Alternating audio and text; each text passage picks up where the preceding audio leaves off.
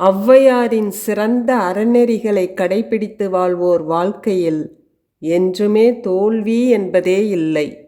வாழ்வை வளமாக்கும் ஔவையாரின் சிறந்த கருத்துக்கள் சிலவற்றை பார்க்கலாம். உங்கள் மனம் தெளிந்த நீரைப் போல இருப்பதற்கு முதலில் கோபத்தை கட்டுப்படுத்திக் கொள்ளுங்கள். யாரிடமும் கோபம் கொண்டு சண்டை போடாதீர்கள். சண்டையிட்டு கொண்டிருப்பதால் மனதில் நிம்மதி கெடுவதைத் தவிர பயன் ஏதும் ஏற்படுவதில்லை. சூரிய உதயத்திற்கு முன் எழுவது வாழ்க்கையை பிரகாசமாக்கும்.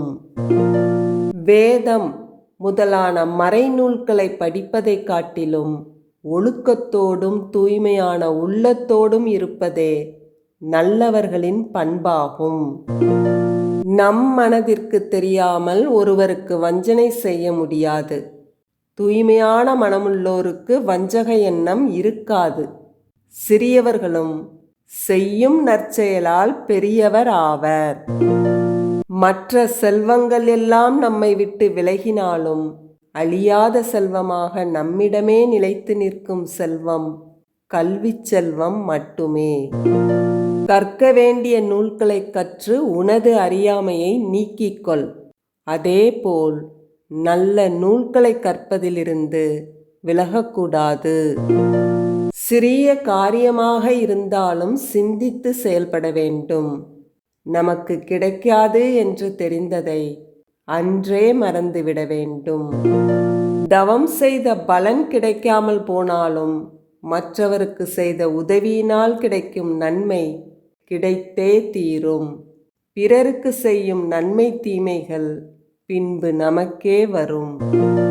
துன்பம் நம்மை அடுக்கடுக்காக வந்து தாக்கினாலும் மனம் தளராது ஊக்கத்தோடு செயல்படுபவனிடம் செல்வம் சேர்ந்துவிடும்.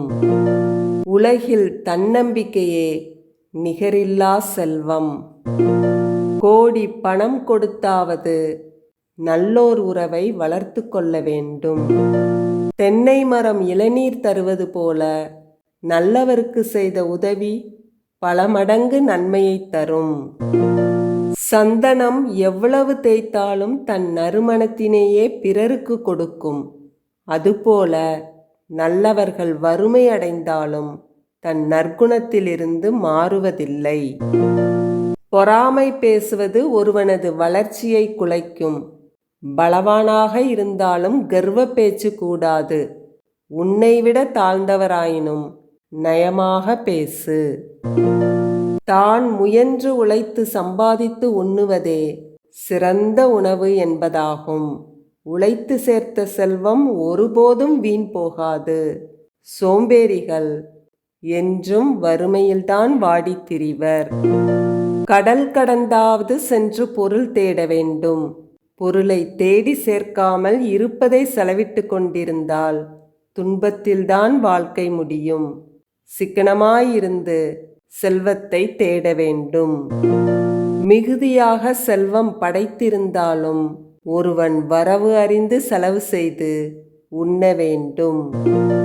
பிறருடைய உடைமைகளை, குறிப்பாக நிலங்களை ஏமாற்றியோ அல்லது பலவந்தப்படுத்தியோ பறித்து அனுபவிப்பது பெரும் பாவச் செயலாகும். சிறந்த உணவாக இருந்தாலும் காலமறிந்து உண்ண வேண்டும். தேவாமிர்தம் கிடைத்தாலும் பிறரோடு பகிர்ந்து உண்.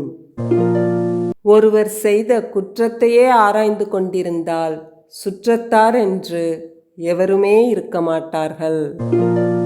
நமக்கு ஒருவர் கெடுதல் செய்தால் அதை பற்றி யோசிக்காமல் அப்படியே விட்டுவிடுதலே உயர்ந்த செயல். தீயவரோடு கொள்ளும் நட்பு துன்பத்தில் கொண்டு போய் விட்டுவிடும். பெரியோர் சொல்லை மறுத்து செய்த காரியங்கள் அனைத்தும் கெட்டுவிடும். முதியோர்கள் அறிவுரை என்பது அமிர்தம் போன்றது. உற்சாகமான முயற்சியோடு இருப்பதே முன்னேற்றத்திற்கு என்றும் அழகு. நிதானமாக செய்யும் காரியங்களில் வெற்றி நிச்சயம். இந்த வீடியோ உங்களுக்கு பிடிச்சிருந்ததுன்னா லைக் பண்ணுங்கள், கமெண்ட் பண்ணுங்கள். இதே மாதிரி நிறையா வீடியோஸ் பார்க்குறதுக்கு நம்ம சேனல் கதை கருவூலத்தை சப்ஸ்கிரைப் பண்ணிக்குங்க.